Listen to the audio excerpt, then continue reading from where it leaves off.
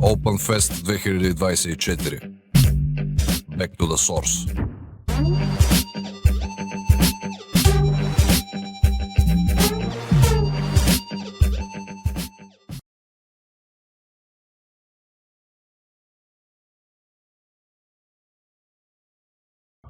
We are ready to start with the next lecture, and I'm going to present to you Kirils Solovjovs.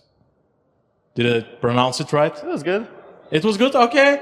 It's hard for me, but still, it's hard for you to tell my name as well, so I hope you're not going to take it as some kind of insult. Yeah, he's a bug bounty hunter, and also he's a white hat hacker, so he's a person that you don't want to mess with if you're in the cyberspace. So let's run a round of applause for him and welcome him on stage.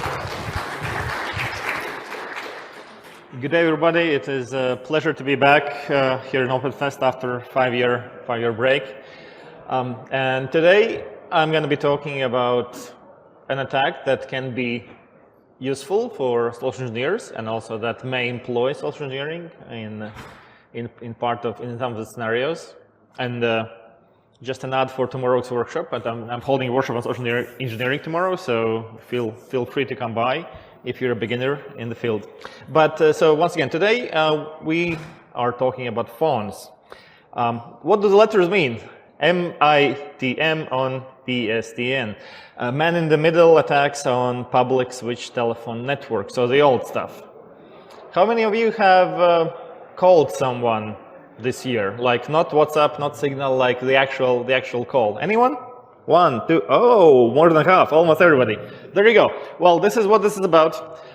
Basically, what I present is some scenarios that you can use to intercept phone communications that are happening anywhere in the world from anywhere else in the world. A little bit about me.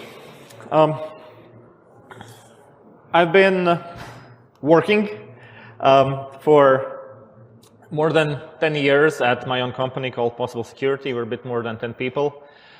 There we hack stuff.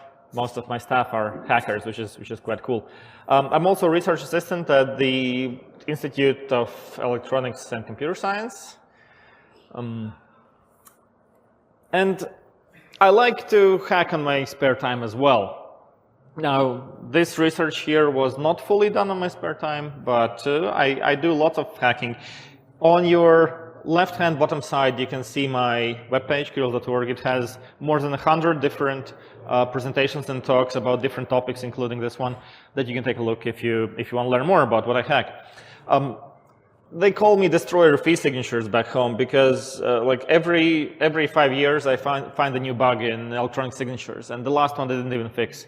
But there's a presentation on that as well that you can take a look at if you want to. I'm also the author of RouterOS jailbreaks, which were the foundation of some of the cool new stuff that's being done in RouterOS security right now. And I talk at different conferences. My third time at OpenFest, and thanks for having me. You can also follow me at chaos.social if you use Mastodon, so that's where I talk about security. So today, we're going to talk about what PSTNs are and what mobile networks are briefly. We're going to talk about social engineering just briefly, just one slide basically, and then we're going to attack. We're going to take a look at a couple attacks. We're going to take a look at simultaneous ring attack and diversion attack, and we are then going to take a look at two different tactics, interception tactic and alteration tactic. So PSTN, as I mentioned, PSTN is public switch telephone network. There's one of those networks in the world. It is like the internet. There's one internet. Similarly, there's one PSTN. And the PSTN connects all the different mobile operators, and not only mobile operators, virtual operators, physical phone operators, and other different things in one global network. It's worldwide. And the interesting part is that it uses a single global address space of phone numbers, similar as to how IPv4 and IPv6, I guess, works for the internet. Here we have E.164, which gives us, the way to uniquely identify who we're calling, starting with the country code and so on. It's an old school network, so it is a network, but it was analog back in the day, and I mean it's still in a way, well, it's not really analog anymore, but it's really, really simple, and it's nicely hackable. So I was looking at a document online that compares voice over IP to PSTN. And so they were selling some tech or something at that page. It's versatile.com is the source for this. And you know, what caught my attention is that security of PSTN. You know, it's highly secure because it has dedicated telephone lines. That's how that works apparently. But what is true that while attacking phone on the wire is trivial, it is geographically very restrictive. So even though there's no encryption on the classical telephone line, I can't really hack your connection to PSTN that you may have, or maybe your parents or grandparents have at home, without going to your location. Now, the attacks I'm presenting here today work from literally anywhere in the world. Let's talk about some basics still. So let's talk about CLIP. Anyone heard of CLIP? Are there any experts? Okay, one person has heard of CLIP too. Okay, good. Yeah, so CLIP is color line identification presentation, which is this fancy new technology, well, new by my age, which allows you to see who's calling you. And I don't know how it happened here in Bulgaria, but in Latvia, when 1G or NMT was replaced by 2G, this was a cool new feature. There was CLIP available finally, but you also had to pay for it. You had to pay like €7 a month if you wanted the service of being able to get CLIP information on your phone, on your mobile phone, meaning being able to see the number of the person calling you. Now it's free, I think, most places in the world, and it's automatic. You basically get it. So what's interesting about CLIP? Well, the thing about CLIP is that it can be hacked. But before we talk about how it's hacked, I'm going to show you a small video. So the video is just a normal call with CLIP. Please notice that the phone book is being used. So we have a phone of John Doe on the left, and we have super secret project employee on the right. And each of them have the other's number in the phone book with that name. So what we see happening here is, so the left one is calling the super secret project employee, and the phone on the right will receive the call, look the number up in the phone book, and display the name of the caller. So nothing special really, right? That's how that works. This is just a normal phone call. Well, so as I mentioned, it's hackable, and that's nothing new. How many of you have heard about attacks where you can't really trust the phone number that you see? Everybody? Half, okay. Well, so half of you are going to get even more out of this presentation. So let's continue about CLIP. So there's also CNAM in North America, in Canada and US, which is, I think, crazy, but Americans do a lot of crazy things that we Europeans can't understand. CLIP is limited to a phone number. Now, and if I want to, let's say, pretend to be your father when I'm calling you, I need to find his phone number so that it shows up as, you know, maybe I would wager to guess that majority of people, or the largest slice of people, saves phone numbers of their father as dad in their phone, right? So I would still need to guess the phone number. In North America, where there's CNAM, I can actually pass characters when I'm calling in parallel to CLIP, so I can just write dad without knowing the phone number, which is quite useful. I have no idea what they're using it for, probably advertising, but it's in there. At least we don't have it. Yeah, it's called caller name delivery. One more thing, there's also CLIR, caller line identification restriction. So we had a couple, well, one person, two persons that know CLIP. Yeah, two persons. How many know CLIR?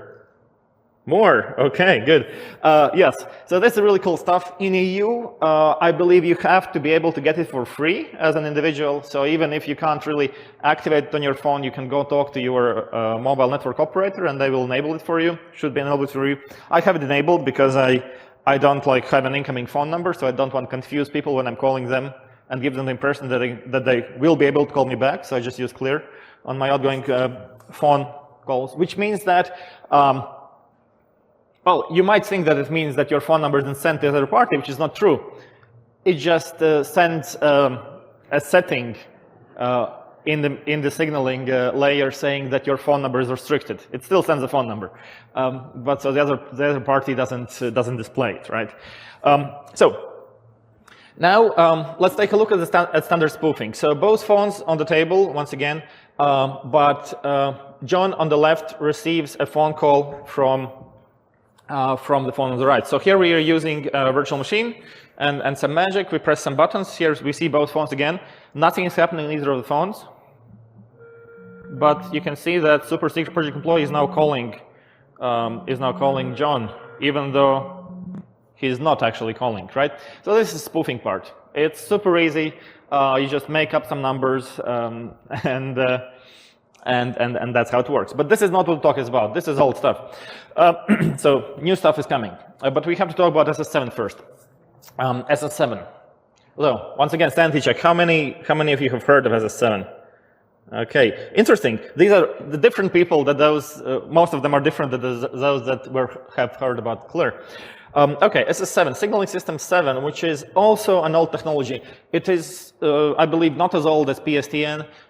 It's used widely. Well, it has been used widely in the past. Currently, if we talk about mobile phones, with the advent of 4G and 5G, the role of SS7 is minimizing because it's now IP-based, and some of the things that had to be signaled through SS7 before now just are part of the data that's being sent. But in 3G and below, you can do a bunch of interesting stuff with it.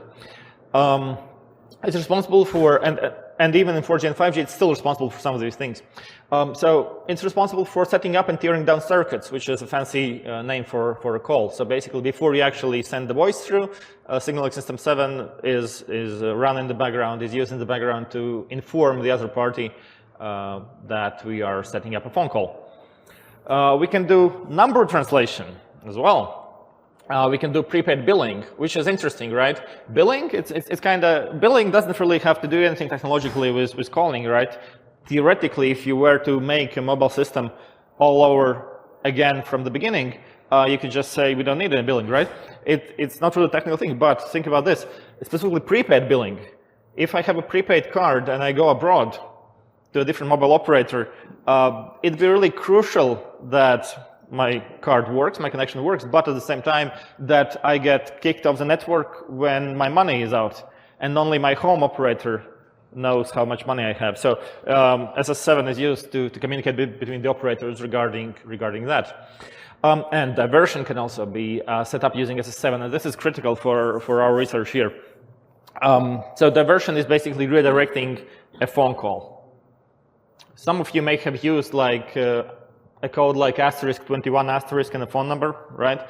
Which basically tells your phone to redirect all the incoming calls to a different phone number. If you haven't, you can try it out. Just dial a number *21* something hashtag, and it will set up a redirect, and you will not receive any phone calls anymore. Someone else will, which is really cool. And it's used for a bunch of other stuff. So finally, the next part of the next component of the research that we need is social engineering.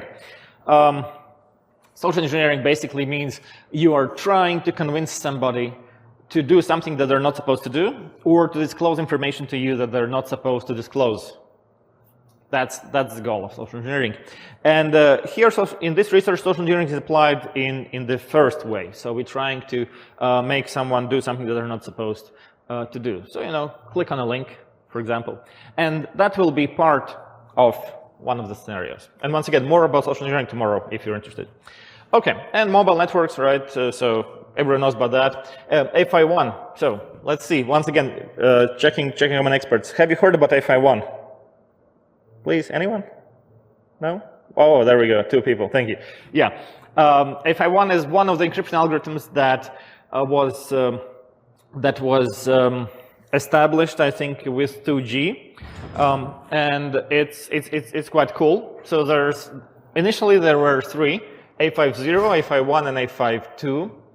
A50 meaning no encryption, meaning you just send raw digital data, you listen on it on air, and you listen to people's phone calls. It was, it was a fallback. It was not supposed to be used. And another was A51, and there was a huge discussion between different intelligence agencies in the world on how secure should it be.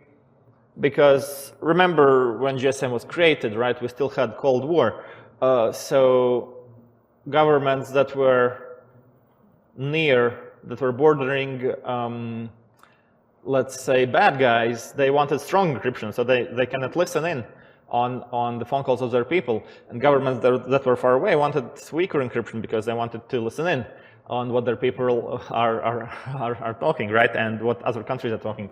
So they went for a compromise, and they created this kind of shitty, low security thing, which can be broken these days with this laptop at the speed of 1 second per second, meaning live. You can like decrypt phone calls live that are encrypted with A51. And then there's A52, which is worse than A51. It's an export algorithm. So for third world countries, they created A52, which was even weaker, so that just some random military guys with low-tech equipment can decrypt the phone calls. These days, it's not as bad. We have A53, which the key has been increased and it's been improved cryptographically. So it's all getting better. But your phone needs to support it, of course, which is one of the reasons why you should upgrade your phone from the old phone, which is not a smartphone, from the brick, right? Right. What else is happening in mobile networks? We don't have still any mutual authentication on the air interface. What's important for a mobile operator? Well, money. It's really important for them to be able to tell if you're authorized to use our network. Your phone, or rather your end user equipment, needs to prove to the network that you are authorized to use it, and network needs to know where to send the bill. Other way around, back in the day when GSM was created, no one really thought about it. No one cared if your phone connects to the real network. First of all, it was really hard to create a fake mobile network back then, and also, as I mentioned, it wasn't really an issue that they thought about. So if mobile equipment authorizes the mobile network using a key that is called KI, and it's relatively long. How long do you think is the identifier that mobile phone uses to identify the network and check if it's connected to the right network? 5 decimal digits. For example, the largest mobile operator in Latvia is 24701. 5 digits consists of mobile country code and mobile network code. So 3 digits for the country and 2 digits for the network, and that's it. Basically, if you create network with these 5 digits, which are not encrypted in any way, you can force a phone to connect to you, right? Which enables fake base stations and so-called IMSI catchers, which is fun, but it's not really something we are talking about today, because once again, this is a fully remote attack. You don't need to even be in the country to do the attack. And yes, and for air interface, logically, you need to be right there with the phone.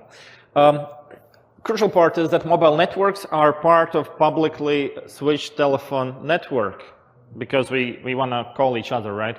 Not only the mobile phones, but also fixed lines. Right, finally, let's talk about the attacks. Here we are. So the first tactic. Let's say we want to intercept a phone call between 2 parties. And we thought of multiple ways to do it, and one of them is simultaneous ring attack. Now, I'm going to first show you a video, and later on I will explain to you technically what's going on. The audio you hear in the video is the one intercepted from the man-bill position. So it's not recorded on caller A, it's not recorded on caller B, it's recorded via our setup, right, from the man-middle position. There we go.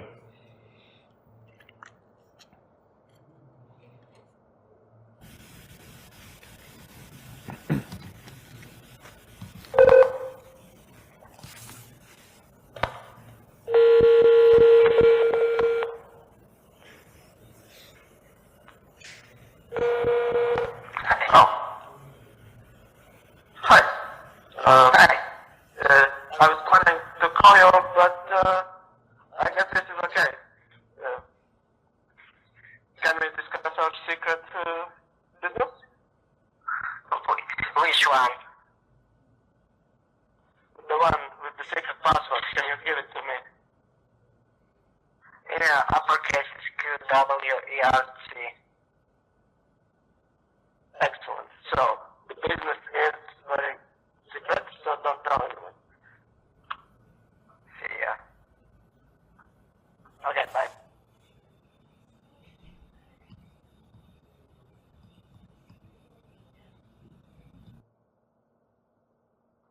Okay, so what happened here is it was a phone call made over a real mobile network, rather, I think maybe even two mobile networks. I didn't verify if both devices are on the same network or different networks, doesn't matter. And these two people were talking to each other through their phones and being able to communicate and exchange information. To start the technical description of it, one thing you may have noticed is that both phones were simultaneously calling each other. So in the video, I showed just the one person, but the other person also received the call. So both of them were receiving the call. Our research indicates that if the targets were planning to have a phone call that day, the confusion on who called who quickly passes, as demonstrated in the demo. So, you know, oh, you calling me, who's calling who, doesn't matter, let's talk about business, right? So that's the social engineering part here, right? Or rather the social part here. Now, we couldn't really see the simultaneous calling aspect in this demo, so I'm just gonna show you the missing proof here in this video. So we use a similar setup, and of course the phones on the tables again, nothing's happening with any of them. And we can see that both phones are getting an incoming call from the other, which is just number spoofing. Nothing fancy, but it's really effective, right? This was used in the previous demo as well. This is the first step. Each of them pick up, and then we connect them, and they can talk to each other. The setup is as follows. So, what do we see here? We have the end user devices marked A and B on the top of the slide. We have our voice over IP clients marked A and B, which basically means that these are the phone numbers that we set on them as the outgoing phone numbers, as clip. And it's quite easy. So we have a PBX with a trunk connection to the gateway, which allows us to set any phone number that we want. And from client B, we call person A, and from client A, we call person B, which results in what you saw in the previous video where each phones are calling each other. When they pick up, all we have to do is a third step. We connect these voice over IP clients over the audio channels, over, let's say, using a tool like Jack, for example, right? So that output of one is the input of the other, and the input of the first one is the output of the second one. And all that is left to do, since they're connected and talking to each other, we can just capture both these audio streams and record them. And there we are. So that's how this works, right? Of course, it's not always feasible to use this attack, because sometimes in some circumstances it may be very suspicious that both people are calling each other, even though if you're not in the same room, as I mentioned, the confusion passes quite quickly. So there are other attacks. A bit more technically challenging, the diversion attack.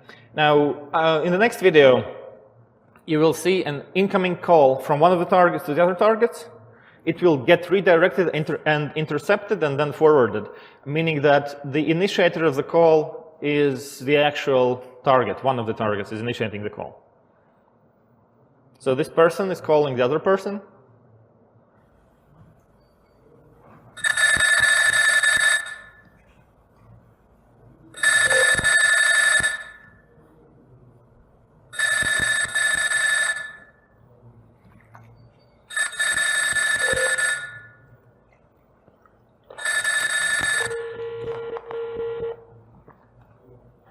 Hello?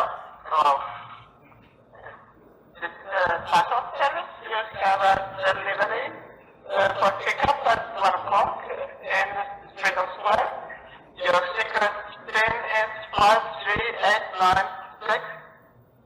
You collected something? Yeah. Oh, excellent.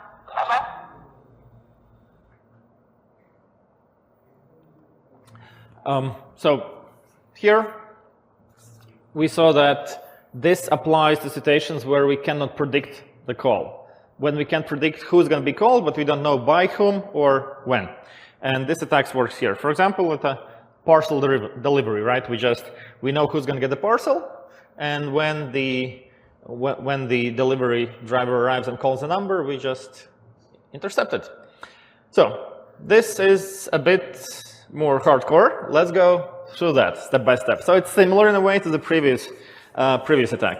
So here the first step is to use an SS7 gateway. There are, by the way, other ways to do diversion as well. This is just the most automatable one. So we can use SS7 gateway, and we register a diversion on number B.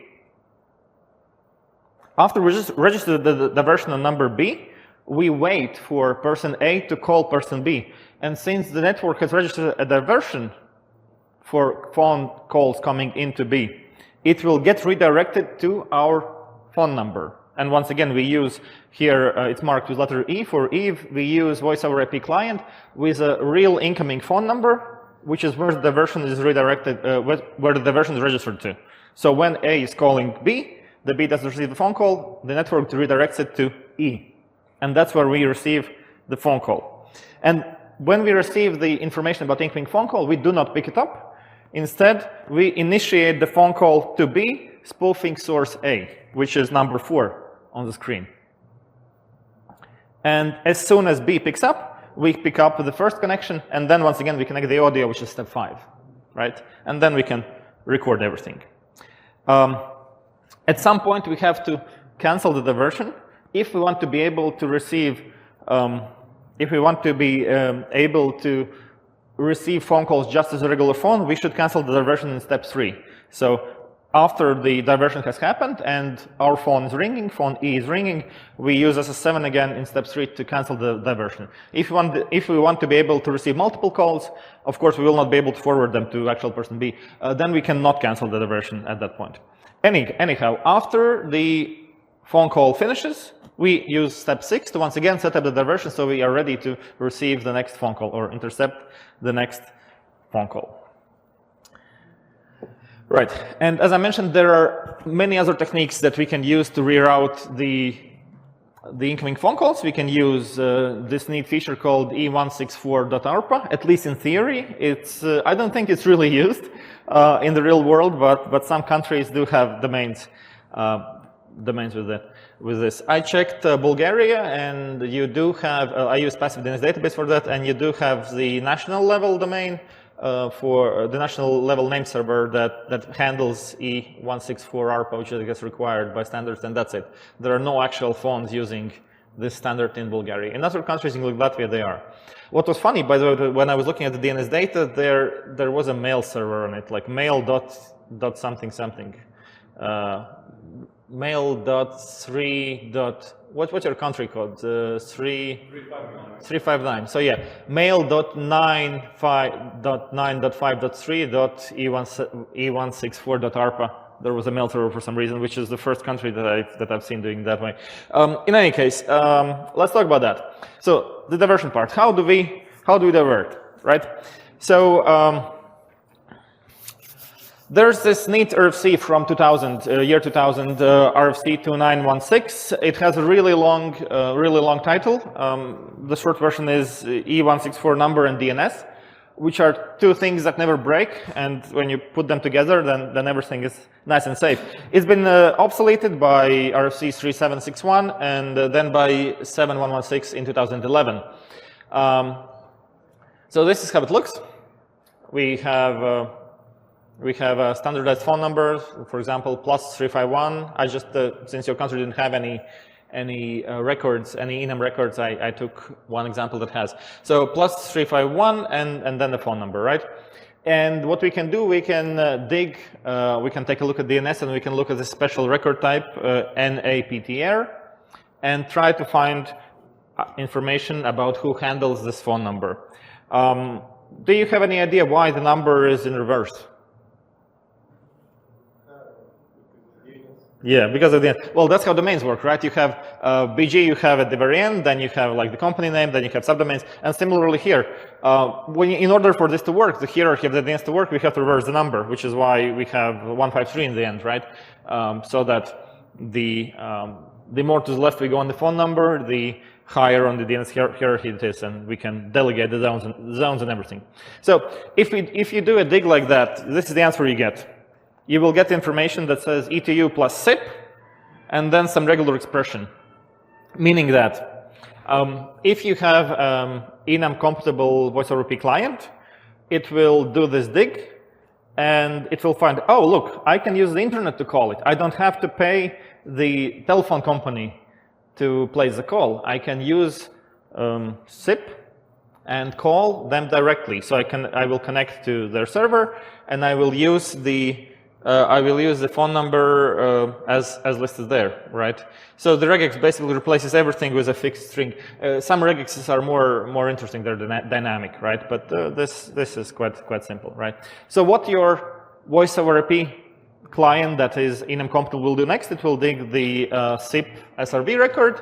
It will find which server on which port is responsible for that, our standard SIP port 5060 here. And then it will try to find the IP address for that specific server. Then it will connect over there to port 5060, likely UDP, and establish everything, and you'll have your incoming phone number.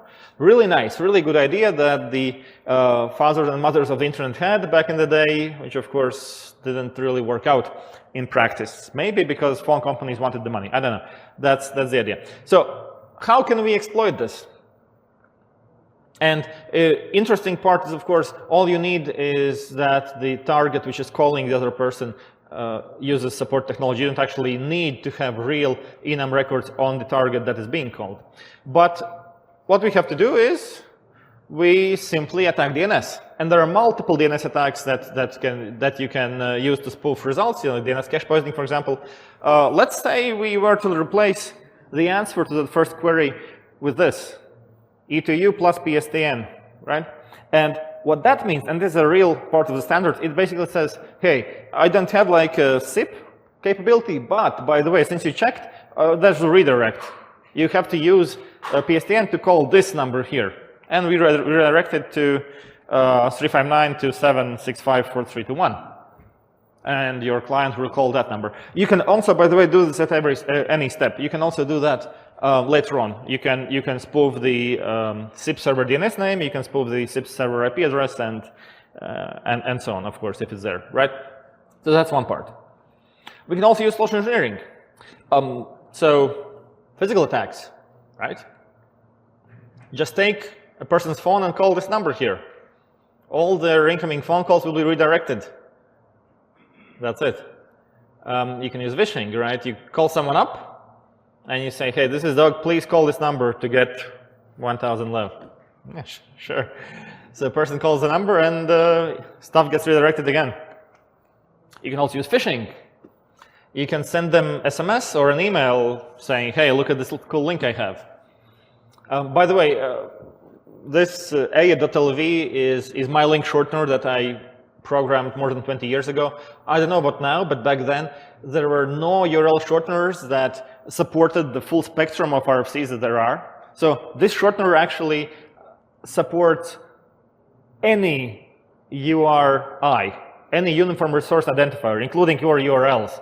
So in this case, it will redirect to tel, colon, and then the number, right? Which, depending on your phone configuration, will immediately call the number or ask you for confirmation or two confirmations. And if you press OK, then it will call the number.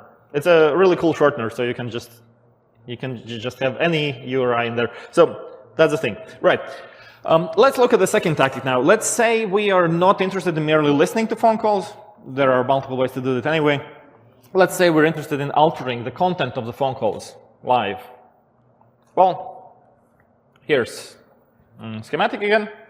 Asynchronous substitution. In this scenario, in this setup, it's important the persons don't know each other, because you're gonna not have the correct voice, right? And also, you need to manage your volume for fear of audio feedback.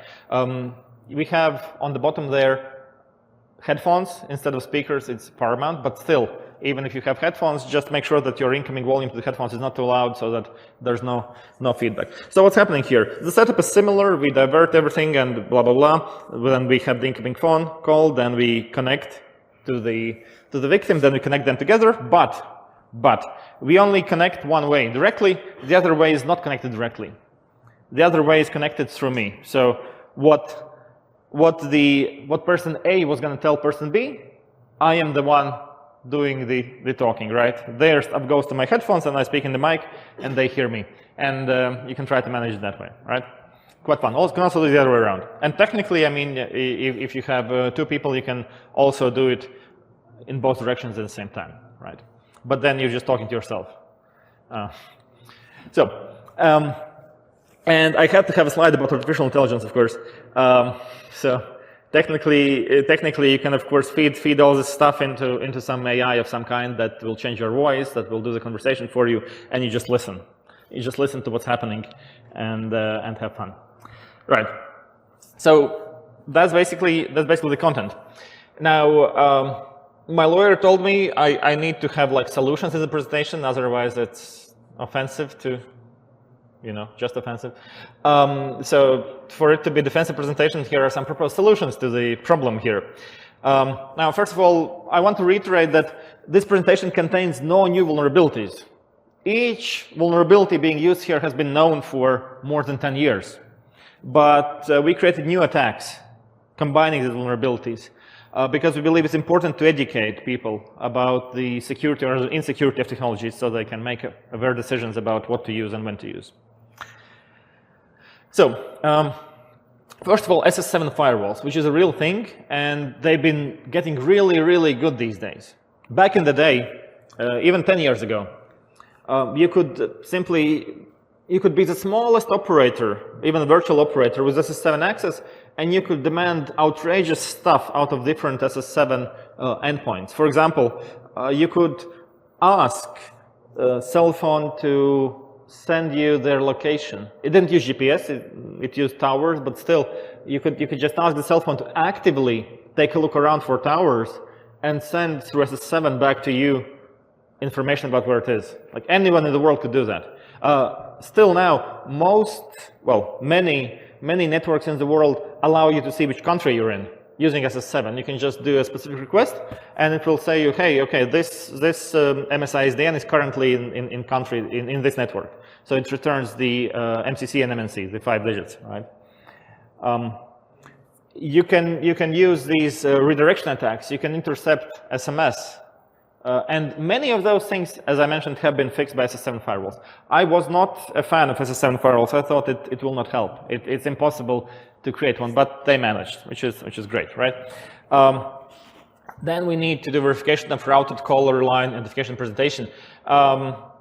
So basically, we need to verify if the clip is legit, because you see where the phone call is kind of coming from, and it is a hard problem, right? Similar to as why BGP isn't really fixed. Why large providers all over the world, if they want to, they can temporarily hijack network traffic and reroute it through them.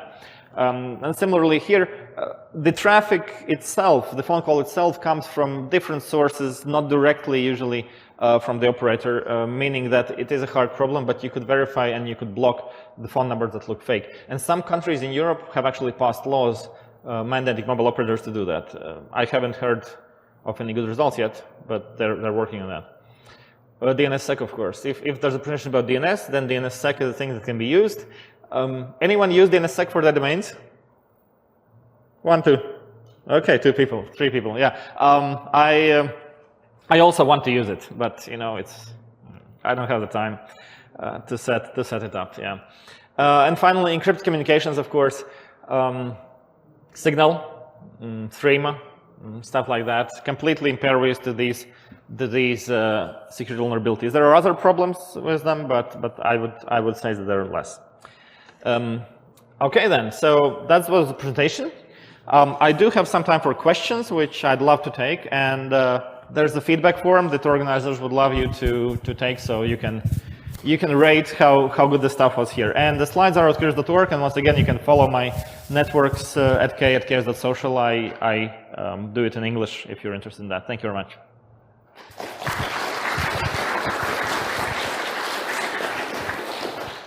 Okay, now if someone has a question, the mic is over there in the middle, so you can go there and shout it out. We have 1, 2, okay, perfect. Wojciech? All right. So, given how broken the system is right now, is there anything nice that you can say about two-factor authentication with SMS? I guess no, but anyway. So yes, there is something. I understand the question was about specifically nice things about two-factor authentication with SMS. So I'm not going to tell you all the bad things, which I hope you know.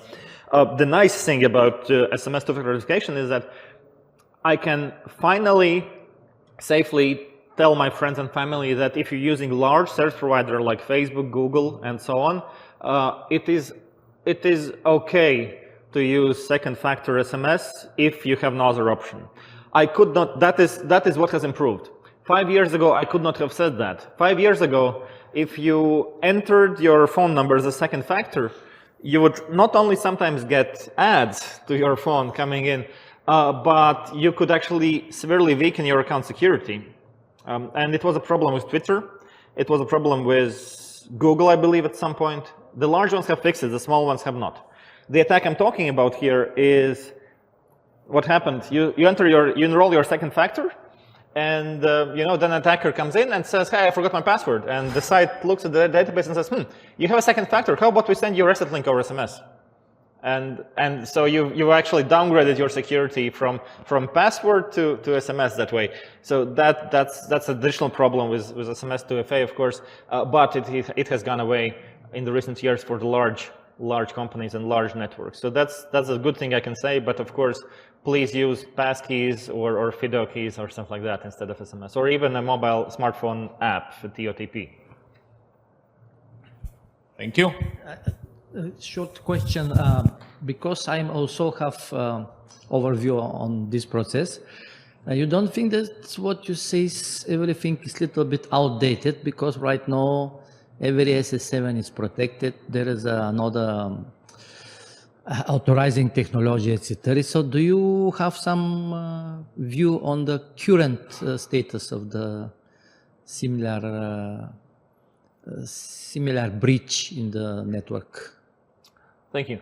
Well, we recorded the demo admittedly last year. I don't believe there have been many advancements in the past year. There have been a lot of advancements. But this may be in Latvia and Bulgaria is protected. Sorry, may I answer? Very protected. Sorry. There have been a lot of advancements in the past 5 years, 10 years, but not in the last year. Which period do you mean? More than 10 years, because at least in Bulgaria right now this can't happen. Maybe in Latvia, maybe, but in Bulgaria definitely no, because SS7 is protected and firewalled a long time ago. Okay, I understand your question. Right. So as I mentioned, so for the first attack, SS7 isn't used, and for the second attack, well, let's stick with substitution here. For the second attack, SS7 is just one of the 4 ways that we can get the diversion to happen. So yes, if we cannot get a downgrade to 3G, or if the firewalls are too strong in the networks, then SS7 part doesn't work. But there was a slide, I can put it up here, that we can use. So we can use this, or we can use some of these things. Okay, is there anyone else that has a question? We still have time for additional ones. No, I guess people are trying to go and eat something before the next lectures. Okay, let's run a round of applause. Thank you. Here you go.